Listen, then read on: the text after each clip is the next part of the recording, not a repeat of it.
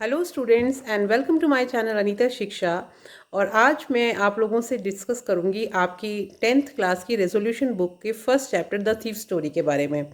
और chapter start करने से पहले एक छोटी सी मैं आपको इसकी जो की पॉइंट्स हैं वो बता देती हूँ कि किस बारे में ये स्टोरी है। ये एक चोर की कहानी है जिसका नाम है हरि सिंह, और वो एक व्यक्ति से मिलता है जिसका नाम अनिल है। और किस तरह से अनिल का अच्छा जो नेचर है वो उस चोर को एक उसकी लाइफ में चेंज लेके आता है और चोर चोरी करना छोड़ के एक अच्छा इंसान बन जाता है। इस बारे में ये स्टोरी है। तो चलिए स्टार्ट करते हैं। But before starting the story I would like to request all of you to please like, comment, share and subscribe my channel, ताकि मैं आप लोगों के लिए और भी आपकी जो कोर्स की बुक्स हैं उसके जो चैप्टर्स हैं उनकी समरी लेके आ सकूँ। तो ये अभी मेरी समरी की जो सीरीज़ हैं ये स्टार्ट हो रही हैं। तो फर्स्ट चैप्टर आज हम इसका देख लेते हैं कि इसकी स्टोरी क्या है। तो इस स्टोरी में हरि सिंह नाम का एक बच्चा है जिसकी उम्र 15 साल है। 15 साल उम्र का वो एक चोर है। और उसको एक व्यक्ति मिलता है जिसका नाम है अनिल, और वो एक कुश्ती का मैच देख रहा होता है।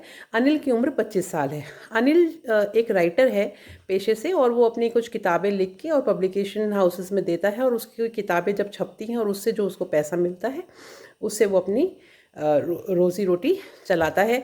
और अगर ज़्यादा पैसे मिल जाते हैं तो वो उसको अपने जो शौक़ की चीज़ें होती हैं उनमें खर्च करता है। वो और बहुत सारी बुक्स भी खरीदता है।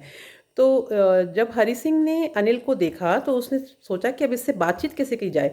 तो उसने पहले उससे ये देखा कि वो तो कुश्ती का मैच देख रहा है और बहुत मस्ती से देख रहा है। तो उसने कहा कि उसको इम्प्रेस करने के लिए कि आपको देख के लगता है कि आप भी कुश्ती करते होंगे। तो हरि सिंह जैसे ही अनिल को ये बात बोलता है, अनिल भी हरि सिंह की तरफ देखता है और कहता है कि मुझे लगता है तुम भी कुश्ती करते हो। जब ये हरि सिंह को समझ में आ जाता है कि अनिल भी उसके साथ में मजाक कर रहा है, क्योंकि अनिल स्वयं भी बहुत दुबला पतला था, बिल्कुल रेसलिंग वाली उसकी बॉडी थी ही नहीं, और हरि सिंह भी बहुत पतला था। तो वो कहीं ना कहीं अपनी इस चालाकी में नाकामयाब हो जाता है। पर फिर भी वो उसका बहुत हंसमुख चेहरा होता है, वो हंसता रहता है और उसको कहता है कि क्या आप मुझे कोई काम दे सकते हैं, मुझे अपने साथ काम पे रख लीजिए। तो अनिल कहता है कि मैं तुम्हारे को काम पे कैसे रखूं, क्योंकि मेरे पास तुम्हारे को देने के लिए तनख्वाह नहीं है, मैं तुम्हें कुछ नहीं दे सकता। तो हरि सिंह सोचता है कि ये ट्रिक भी काम नहीं आ रही। तो वो कहता है कोई बात नहीं, आप मुझे खाना दे दीजिएगा। तो वो अनिल सोचता है कि इस बच्चे को शायद ज़रूरत है। तो वो कहता है क्या तुम खाना बना सकते हो। तो हालांकि हरि सिंह को खाना बनाना नहीं आता था, वो ऐसे ही कह देता है कि हाँ मैं बना सकता हूँ। तो अनिल उसको कहता है कि ठीक है, तुम खाना बना देना मेरे लिए, और मैं तुम्हें खाना खाने के लिए दे दूंगा और रहने के लिए जगह भी दे दूंगा, तुम मेरी बालकनी में सो जाना। अब जो हरि सिंह है वो पेशे से चोर है। उसकी एक आदत होती है कि वो हर महीने अपना नाम बदलता है। तो इस साल अभी जो इस समय जो उसने नाम रखा अनिल के साथ, वो उसने हरि सिंह नाम रखा, जो उसका रियल नाम नहीं था, फेक नाम था। लेकिन अनिल के लिए तो वो उसका रियल नाम ही था। वो उसको अपने साथ अपने घर ले जाता है, उसको सारी चीज़ें सिखाता है, और वो बोलता है खाना बना के लेके आने के लिए। जब खाना हरि सिंह बना के लेके आता तो वो खाना बिल्कुल भी खाने लायक नहीं होता। तो अनिल उस खाने को कुत्तों को डाल देता है, और हरि सिंह को वो कुछ भी नहीं कहता और कहता है कोई बात नहीं, मैं तुम्हें खाना बनाना सिखा दूंगा, धीरे धीरे तुम सब कुछ सीख जाओगे। मैं तुम्हें पढ़ना लिखना भी सिखाऊंगा ताकि तुम आगे तुम्हारे जीवन में वो काम आ सके। और वो उसको पढ़ना लिखना भी सिखाना शुरू कर देता है, और खाना बनाना भी उसको धीरे धीरे सिखाने लग जाता है। अब इस तरह से इनकी जो दिनचर्या है वो चलती रहती है। अब वो अपने घर की चाबियां भी उसको दे देता है हरि सिंह को। पूरा उसको विश्वास हो जाता है अनिल को कि ये अच्छा लड़का है। और अब पैसे भी दे के जाता था कि तुम जाओ बाजार से सामान लेके आ जाना, खाने पीने का जो भी ज़रूरत हो घर की।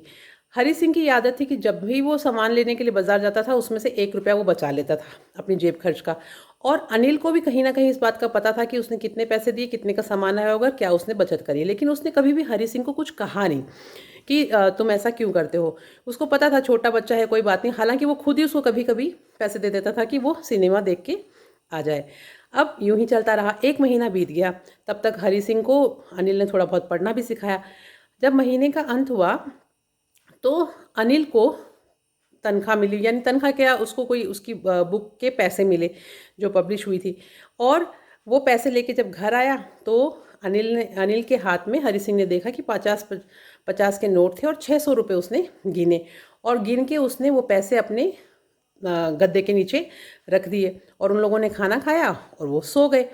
अब अनिल का जो जैसे ही अनिल को नींद आई तो हरी सिंह का दिमाग चलने लग गया। उसने सोचा कि मैं तो जिस काम के लिए आया हूँ इतने दिन हो गए मैंने चोरी नहीं करी, और आज मेरे को मौका मिला है, ये पैसे लेके आया है, तो मेरे को आज चोरी कर लेनी चाहिए और फिर मैं फटाफट यहाँ से पैसे लेके निकलूँगा और लखनऊ एक्सप्रेस जाती है, शाम को 10:30 बजे उसको पकड़ूंगा और यहाँ से चला जाऊँगा, तो मेरे को कोई पकड़ भी नहीं पाएगा और अनिल को भी पता चल जाएगा कि भाई मैं चोर हूँ, तो वो मुझे ढूंढ भी नहीं पाएगा क्योंकि मैंने अपना नाम झूठा बता रखा है।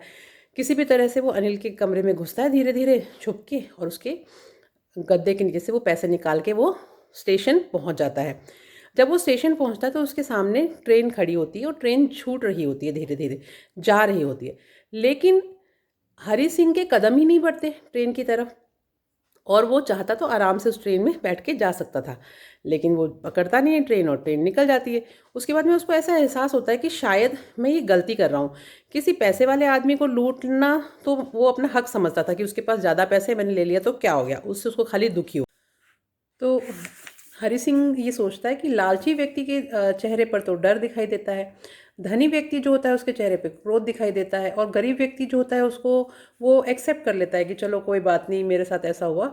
लेकिन जब वो सोचता है कि अगर अनिल को पता चलेगा तो वो तो निराश हो जाएगा कि मैंने जिस व्यक्ति की इतनी मदद करने की कोशिश करी उसी ने मेरे को धोखा दे दिया। तो ये सब जब विचार उसके दिमाग में आए तो वो वहाँ से उठ गया और वहाँ से चल पड़ा। चलते चलते वो एक पार्क में पहुँचा और वहाँ बरसात हो रही थी तो उसके सारे कपड़े भीग गए, लेकिन उसने अब निश्चय कर लिया था कि वो अनिल को धोखा नहीं देगा क्योंकि अनिल बहुत अच्छा इंसान था, उसको लूटना उसके लिए बहुत मुश्किल हो गया था।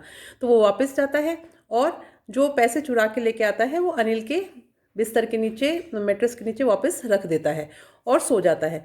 सुबह जब वो उठता है तो उसको लेट हो जाती है उठने में क्योंकि वो पूरी रात थका हुआ था।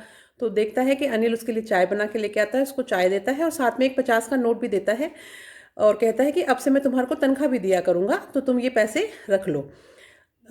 हरी सिंह बड़ा शर्मिंदा होता है, वो पैसे रख लेता है, लेकिन जब वो उस नोट को हाथ में लेता है तो वो समझ जाता है कि वो नोट गीला है और अनिल को पक्का पता चल गया होगा कि मैंने चोरी करी, लेकिन वो खुश हो गया होगा ये देख के कि मैंने इसको वापस लौटा दिया, इसलिए उसने शायद मेरे से इस बारे में कोई चर्चा भी नहीं करी।